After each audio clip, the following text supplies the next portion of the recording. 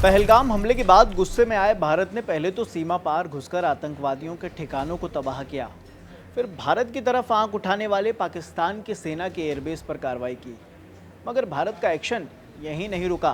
भारत सरकार ने पाकिस्तान के दोस्त चीन और तुर्की को भी आड़े हाथों लिया है। क्या एक्शन लिया गया, पूरी कहानी बताएंगे। मगर पहले ये समझिए कि एक्शन क्यों लिया गया। ये किसी से नहीं छिपा कि भारत ने जब पाकिस्तान पर हमला किया तो उसका साथ देने के लिए तुर्की सबसे पहले खुलकर सामने आया था। अब एक रिपोर्ट भी सामने आई है, वो बेहद ही ज़्यादा ध्यान देने वाली है।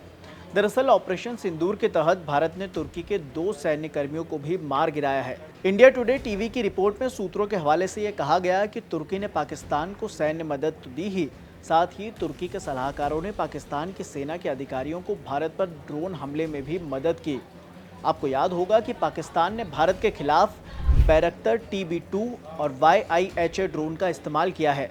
ऑपरेशन सिंदूर पर प्रेस ब्रीफिंग के दौरान कर्नल सोफिया कुरैशी ने भी इस बात का जिक्र किया था कि ड्रोन के मलबे की फिलहाल फॉरेंसिक जांच की जा रही है। शुरुआती रिपोर्ट से पता चलता है कि ये तुर्की के बने हुए ड्रोन हैं। ये तो हुई तुर्की की बात, अब चीन की भी कहानी सुनिए। चीन ने खुलकर पाकिस्तान का साथ तो नहीं दिया, मगर चीन की समाचार एजेंसी का एक्स हैंडल भारतीय सेना पर अपुष्ट दावे वाली भ्रामक खबरें लगातार चला रहा था। भारत की ओर से इसे लेकर चेतावनी भी दी गई थी। चीन में भारतीय दूतावास ने एक्स पर एक पोस्ट में कहा था, ग्लोबल टाइम्स न्यूज़, हम आपको सलाह देंगे कि इस तरह की गलत सूचना को आगे बढ़ाने से पहले आप अपने तथ्यों को सत्यापित कर लें और अपने स्रोतों की जांच कर लें।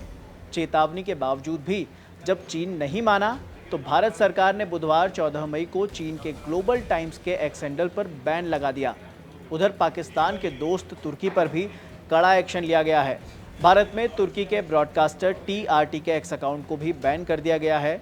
इसके पीछे एक्सपर्ट्स मानते हैं कि ऐसा इसीलिए किया गया क्योंकि तुर्की लगातार आतंकवादियों को पालने वाले पाकिस्तान का साथ दे रहा था और भारत की आतंकवाद का साथ देने को लेकर कड़ी नीति रही है। उधर दूसरी तरफ भारत के साथ हुए संघर्ष के दौरान पाकिस्तान का खुलकर समर्थन करने वाले तुर्की को भारत सरकार के साथ साथ भारत के यात्रियों के गुस्से का भी शिकार होना पड़ रहा है। यही नहीं, भारतीय पर्यटक तुर्की के साथ साथ पाकिस्तान के साथ खड़े होने वाले अजरबैजान का भी अब खुलकर विरोध कर रहे हैं। ईज़ माई ट्रिप्स और कॉक्स एंड किंग्स जैसी भारतीय ट्रैवल एजेंसियों ने दोनों ही देशों की अपनी यात्रा सभी पैकेजेस को बंद कर दिया है। इससे पहले मालदीव ने भी आंखें तरीरी थी। बड़ी गिनती में आपको याद होगा भारतीय पर्यटकों ने वहां भी न जाने का फैसला लिया था और इसके बाद वहां की सरकार को दिन में तारे दिखना शुरू हो गए। मालदीव की अर्थव्यवस्था की रीढ़ वहां का पर्यटन ही है। अब ऐसा ही कुछ तुर्की और अजरबैजान के साथ भी हो रहा है। मामले को बिगड़ता देख तुर्की भारतीय पर्यटकों को भरोसे में लेने की कोशिश कर रहा है, हालांकि इससे बात बनती नहीं दिखाई दे रही। ऐसे में तुर्की ने भारतीय पर्यटकों से अपील की है कि अपनी यात्रा जारी रखें। पूरी सुरक्षा देने के साथ ही उनका गर्मजोशी से स्वागत भी किया जाएगा। तुर्की की ओर से इंटरनेट मीडिया पर किया गया एक पोस्ट अब खूब वायरल हो रहा है। हालांकि इस वायरल पोस्ट की दैनिक जागरण पुष्टि नहीं करता है और ये भी नहीं कहता कि ये तुर्की की तरफ से जारी किया गया है। सोशल मीडिया पर जो दावा किया जा रहा है उसमें एक वायरल लेटर है और ये बताया गया है कि भारतीय पर्यटकों का तुर्की के होटल, रेस्टोरेंट्स आदि स्थानों पर हमेशा से ही स्वागत किया जाता रहा है, जो आगे भी जारी रहेगा। पोस्ट में कहा गया है कि स्थानीय आबादी का अधिकांश हिस्सा भारत और पाकिस्तान के बीच चल रहे संघर्ष से अनजान है। इसका वहां के दैनिक जीवन या पर्यटन पर कोई असर नहीं है। हालांकि उसका ये संदेश काम नहीं आ रहा है।